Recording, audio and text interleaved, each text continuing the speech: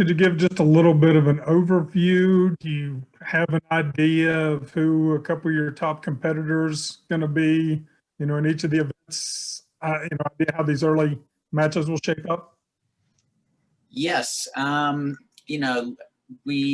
would say, as I'm stumbling on my words here, we've been dealing a lot just with COVID and, of course, a lot of time off, between last year and this year. But the team's been doing great in the gym. And I would say, if you were looking for, really kind of the standout performers this year, there's going to be some in every class. Obviously, McKenna Lennon, one of our seniors, she'll be doing 3 events. Esperanza, Kendra, Rachel, all of our juniors probably will be in on 3 events. Abby Pearson, also 3, Kiana, Yancey, and then, as far as our freshmen, they're all going to be either warming up or seeing lineup spots. So, we have 15 on the team this year, and they all will be contributing at some point or another. And a lot of those routines that they're capable of going 9, 7, 5 or higher starting on Friday night.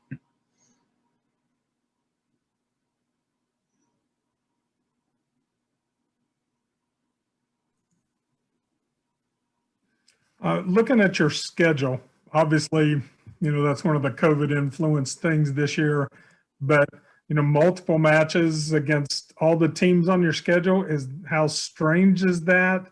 And what, have you thought about what it will be like, going in, you're obviously facing Oklahoma back-to-back, Denver, all these teams, in quick succession, one after the other. Does that affect mental preparation? Anything different? Yeah, it definitely does. We've never had a schedule quite like this. And although it's not a purely a conference schedule, 99% of it is, with the exception of Pittsburgh. All 4 teams in the Big 12 are very strong. Denver and obviously Oklahoma, have recently been on the stage at nationals, Oklahoma winning the national championship. So just getting prepared for those, seeing them back to back, weekend after weekend, is really just getting the team focused on what we can control. And that is our own performance, and kind of how we're approaching our training, and just trying to really get away from letting anything, outside of our bubble, I would say, get to us. There's no offense or defense in gymnastics, so we can't control what the other team does, what the judges do, whatever the environment may be like in any of the arenas we go to. It's all going to be different with the different requirements and everything with COVID. So our whole focus has just been, we've already created a COVID bubble, if you will, for the team. Since August, and just staying kind of inside that bubble, and just doing what we have been doing every day.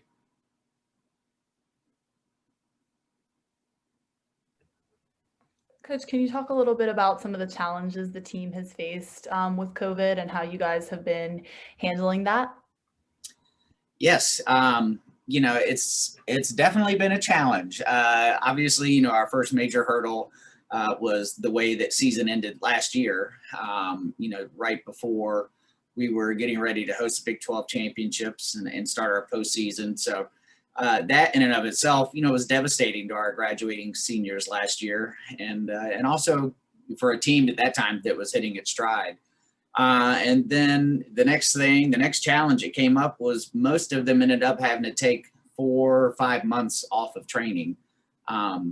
Because even the club gyms that they came from back home, they were closed down as well. So there was no way for them to train the actual physical part of gymnastics. They did some conditioning and things, but you can't replicate what they need in the gym. And so that was the next big challenge. And so by the time we did get them back on campus here, we immediately had the WVU quarantine, and then we hit, a few road bumps or roadblocks, not blocks, but whatever you want to call them, a few challenges along the way of having to quarantine different athletes here, practicing in different pods and shuffling those around depending on who had what going on.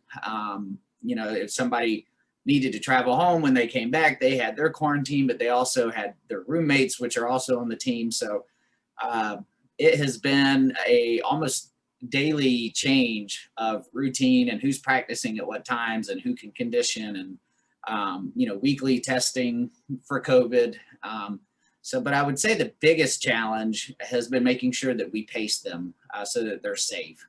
Most gymnasts will take off 2 weeks a year, maybe 3 weeks a year. So this was the first extended break outside of injury that most of them had had.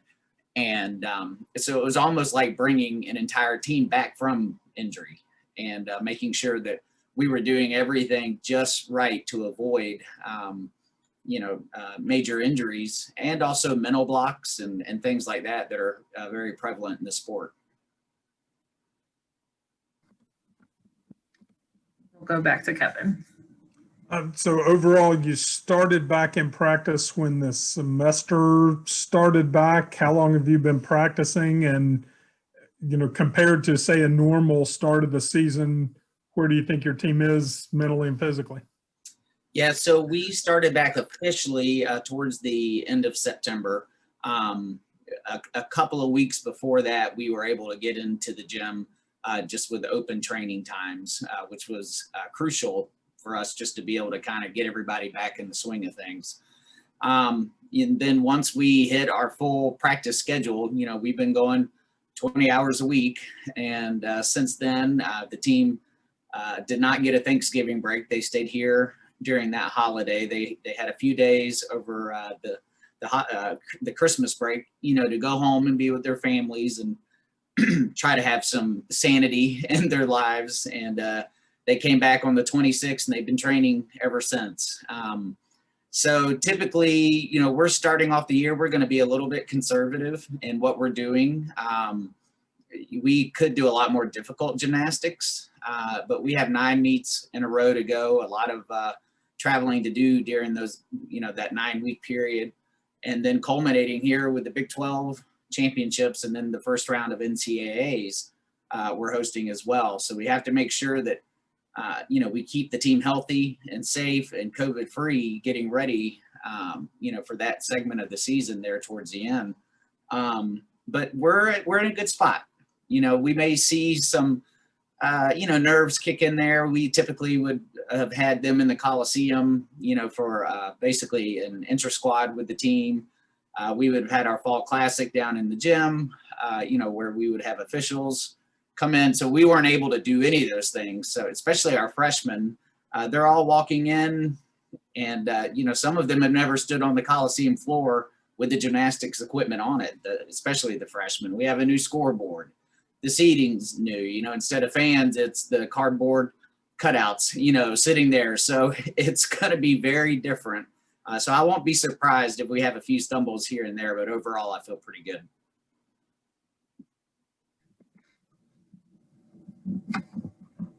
Can you talk about a little bit what it means for West Virginia to be hosting these 2 big postseason meets, and how you guys are preparing for that?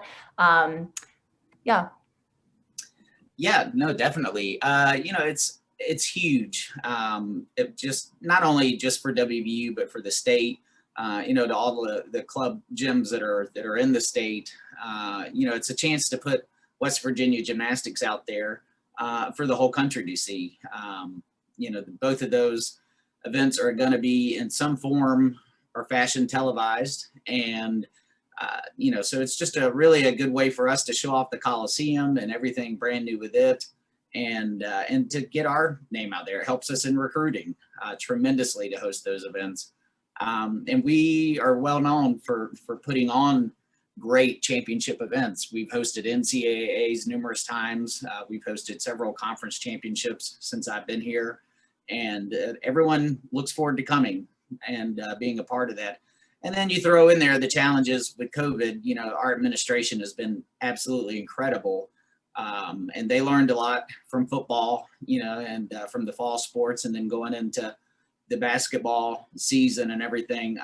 So I think we're well prepared to do it. I think we actually are, we're the representation in the Northeast. There'll be a lot of teams from this area that will qualify through to regionals. And so we're in a prime spot to not only to host, but also to have a great showing as well.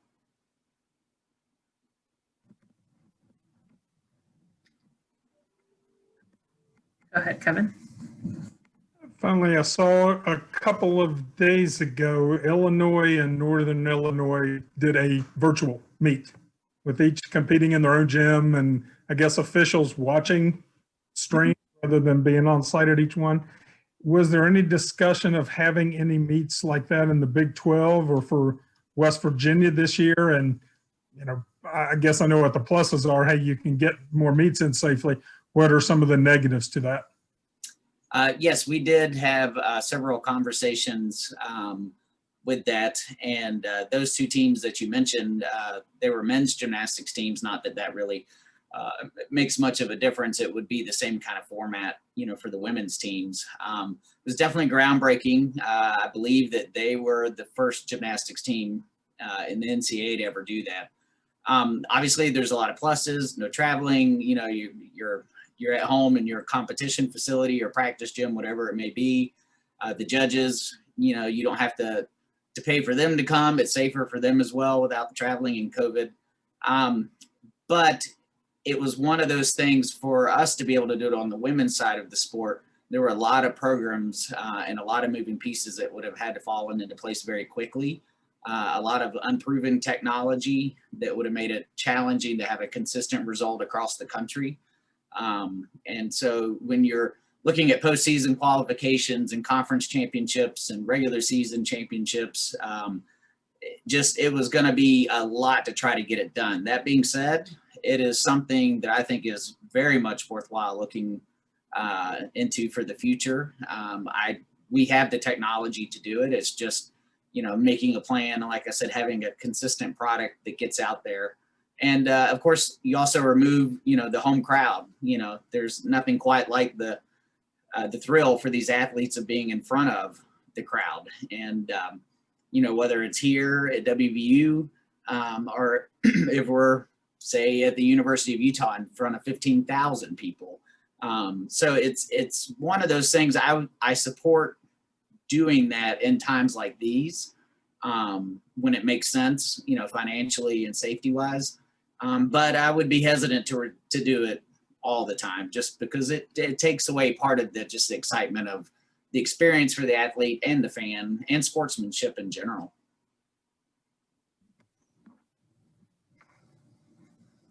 Any other questions for Coach?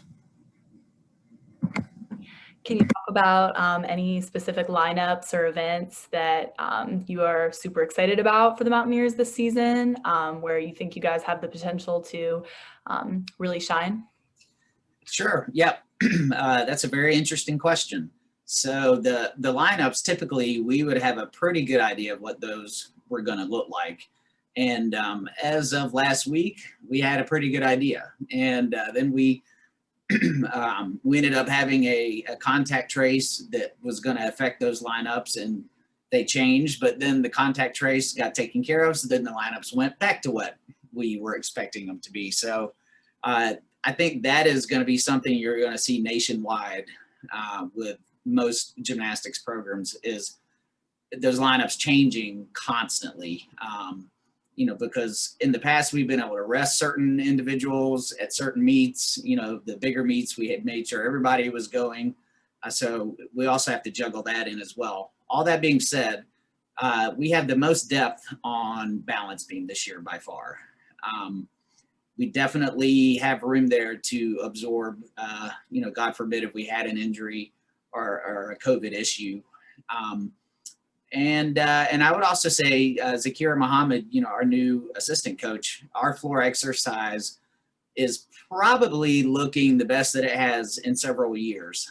It's always a strong event for us, but they just have a different confidence about them this year under her. The choreography is great. The tumbling is very consistent.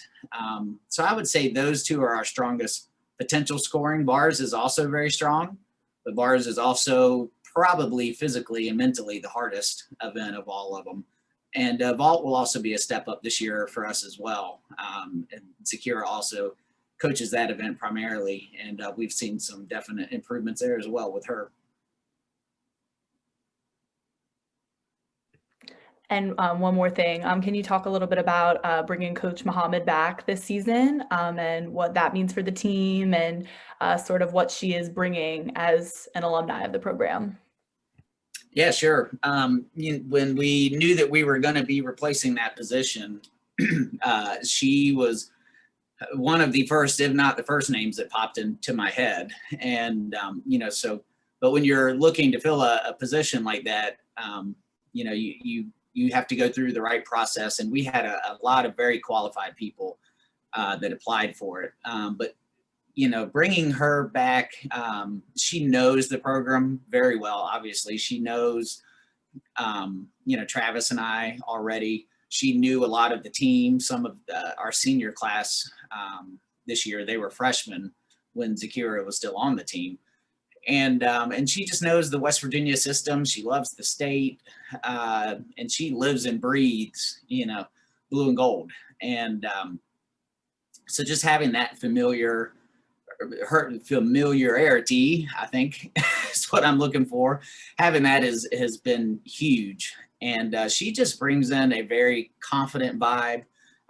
She had struggles as an athlete, just like some of our athletes now have, and she went on to become an All-American, on the floor exercise for us, competed all 4 years, was an incredible asset to the program as a competitor. And having her back in this role, I have seen it has paid off incredibly well. And, it just made sense bringing back an alumni, and her energy and everything else she brings to the program is definitely a plus.